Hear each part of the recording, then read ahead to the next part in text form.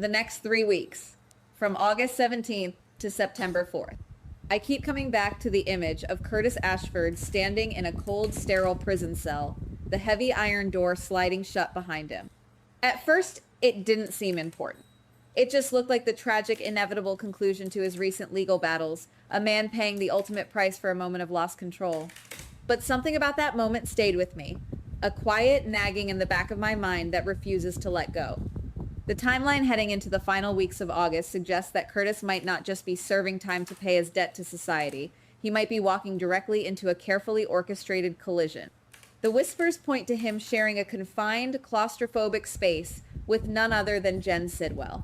On the surface, this looks like a recipe for immediate disaster, two men with too much history, too much anger, and absolutely nothing to lose, locked together in a cage. Yet, the more I think about it, the more I realize that a physical brawl is the least interesting outcome here.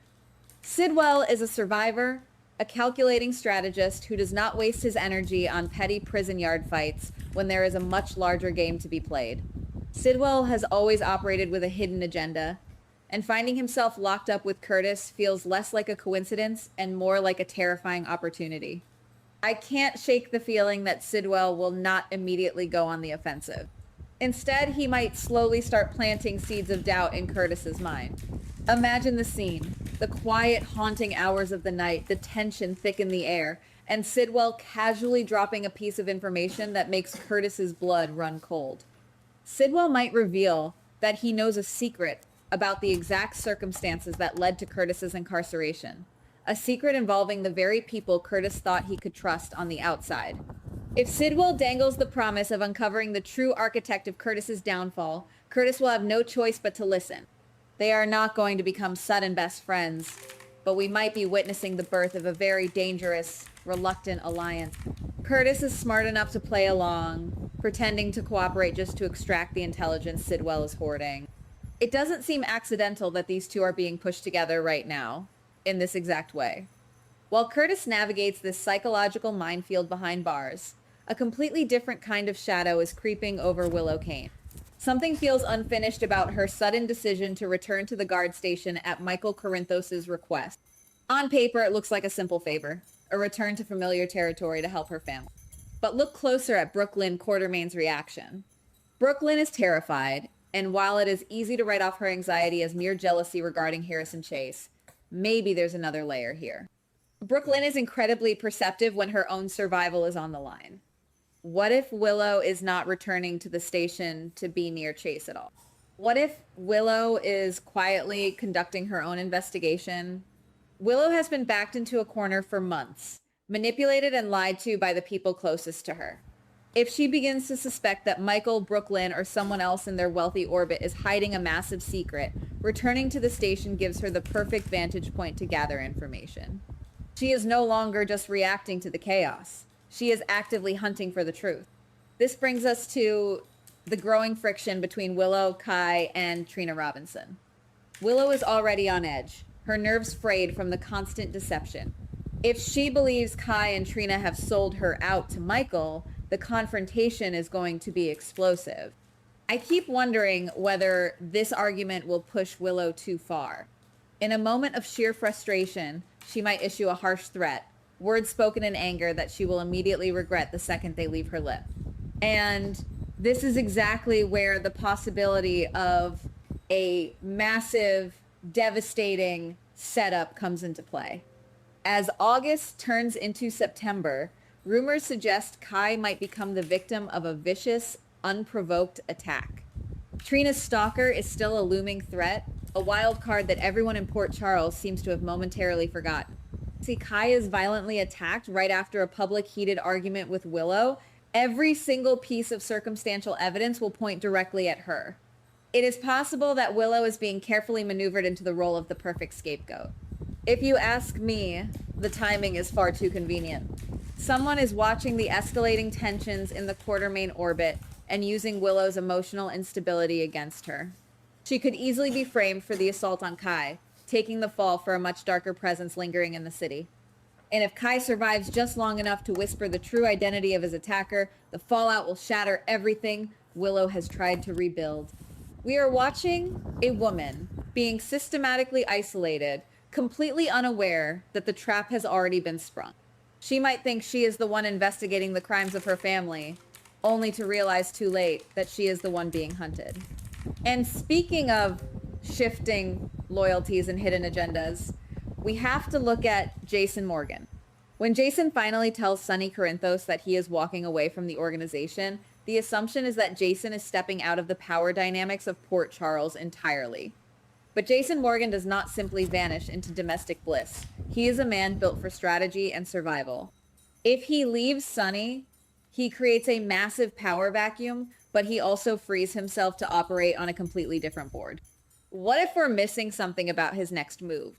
Jason turning his attention to ELQ, perhaps quietly backing Elizabeth Baldwin or Dante Falconeri, changes the entire landscape of the city. He wouldn't need to employ violence to wield immense influence. He could become a silent kingmaker, a man who dictates the flow of power from the shadows of the corporate world rather than the docks. For Sonny Corinthos, this realization is going to be absolutely devastating. Losing Jason is not just about losing an enforcer or a loyal friend. It is about losing the ultimate chess piece. Sonny has always relied on Jason to be the immovable object in his empire, the shield that protects him from the unseen forces of the underworld. Without him, Sonny is vulnerable, and more importantly, Sonny knows that Jason's strategic mind is now operating independently. The tension here isn't about a violent mob war. It is about the quiet, terrifying realization that the man who knows all of your secrets is now playing a different game entirely. It increases the unease, knowing that Jason's new path might eventually put him indirectly at odds with the very empire he helped build. Meanwhile, Jordan Ashford is standing at a dangerous crossroads. With Curtis locked away, it would be easy for her to fade into the background, waiting anxiously for his return and mourning the injustice of it all. But Jordan has never been one to sit on the sidelines when there is work to be done. If Jocelyn Jacks installs her as the new CEO of Jasper Jacks Enterprises, Jordan is suddenly thrust into the absolute center of corporate warfare. This isn't just a promotion. It is a massive target painted directly on her back. And the man holding the bow is Jack Brennan. Brennan thrives on inside information, and a newly appointed, emotionally vulnerable CEO might look like the perfect mark to him. He will circle her, looking for weaknesses to exploit. But Brennan might be severely underestimating Jordan Ashford. I can't shake the feeling that Jordan will see right through his charming, manipulative facade. Instead of shutting him out and raising her defenses, she might do something far more dangerous. She might let him in. By pretending to play his game, by feeding him carefully curated pieces of corporate intel, Jordan can figure out exactly what Brennan is really after. She is a seasoned investigator, a former police commissioner who knows exactly how to run a long con. This dynamic shifts Jordan from a grieving wife to a formidable power player, engaging in a high-stakes game of cat and mouse where one wrong move could cost her the entire company. But a right move could destroy Brennan. As we dig deeper, another thread begins to unravel around Ava Jerome. The arrival of Hudson Parker brings a cold, calculating energy to the city, and his intense interest in Ethan Lovett's hidden baby, Phoebe, is deeply unsettling. Hudson isn't just looking for a child. He is looking for the leverage that child represents. When he drags Ava into his investigation, he is pulling her into a current that might be too strong for her to swim against. Ava is brilliant at keeping secrets, but she is also dangerously arrogant. If she figures out why Phoebe is so crucial to Hudson, a secret that could undoubtedly shake the foundations of several powerful families in Port Charles, she might decide to hoard that information for her own future use. But hoarding a secret from a man like Hudson is a fatal miscalculation. Hudson is not a local player who can be easily manipulated by Ava's usual gallery of tricks and seduction. He is an apex predator. The tension here comes from knowing that Ava is walking on incredibly thin ice. If Hudson even senses that Ava knows more than she is letting on, she will instantly transition from a useful asset to a dangerous liability. The quiet dread of watching Ava confidently play a hand she doesn't realize is already beaten adds a layer of suspense that is hard to ignore. She thinks she is holding the trump card, but she might just be holding a ticking time bomb. Then there is the psychological torment of Anna Devane.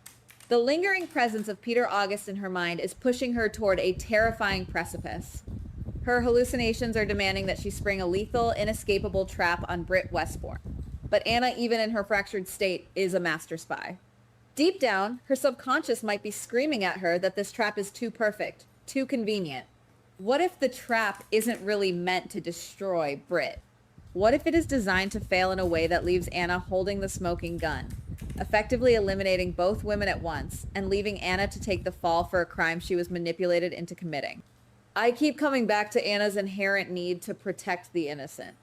Even as the hallucination screams for vengeance, Anna might quietly, imperceptibly alter the parameters of the trap. She could execute a flawless double cross within her own mind. By making Britt believe she is being relentlessly hunted, Anna might actually be shielding her from the true, unseen danger lurking in the shadows. It is a brilliant, twisted dynamic. Britt running for her life from the very woman who is secretly orchestrating her survival. The emotional undercurrents here are staggering, as Anna fights a war on two fronts, one against the enemies in Port Charles, and one against the ghosts in her own head. Finally, we have to look at the quiet, desperate war Alexis Davis is waging for her granddaughter, Scout. Alexis is fiercely protective, and she knows that Drew Kane is slowly consolidating his power and influence. To level the playing field, Alexis might make a literal deal with the devil. By offering Jack Brennan the inside corporate information he craves, perhaps leveraging her connections or even Jordan's new position at Jasper Jack's Enterprises, Alexis secures Brennan's formidable backing. She doesn't want money or corporate control. She wants to force Drew to yield. She wants Scout to have the time and space to connect with Sam McCall's side of the family, away from the Quartermain chaos. When Drew realizes that Alexis is no longer fighting alone, that she has the quiet, menacing weight of Jack Brennan behind her, he will be forced to pause. He cannot simply bulldoze his way through this custody battle anymore. But this is what makes me stop and look at the entire board. Alexis is using Brennan. Brennan is targeting Jordan. Jordan is connected to Curtis. Curtis is locked in a cell with Sidwell, who might hold the key to the entire conspiracy. Willow is being framed. Jason is shifting the balance of ELQ, and Ava is holding a secret that could blow it all apart. None of these stories are happening in a vacuum. They are all bleeding into one another, creating a massive, intricate web of deception, leverage, and survival. Who is actually pulling the string? Is Sidwell the architect, or just another piece on the board? Is Brennan manipulating them all, or is he blind to the trap being set for him? The more I look at the events unfolding over these next 3 weeks, the more I realize that we are not watching separate tragedies. We are watching the slow, deliberate assembly of a single devastating master plan. The prison cell, the guard station, the boardroom, the gallery, they are all just different rooms in the same dark house. We are walking down this hallway together, and with every door that opens, the shadows only seem to grow longer. The story is far from over. In fact, I think it is only just beginning. Goodbye. Please like, subscribe, and comment on the GH Spoilers Daily channel.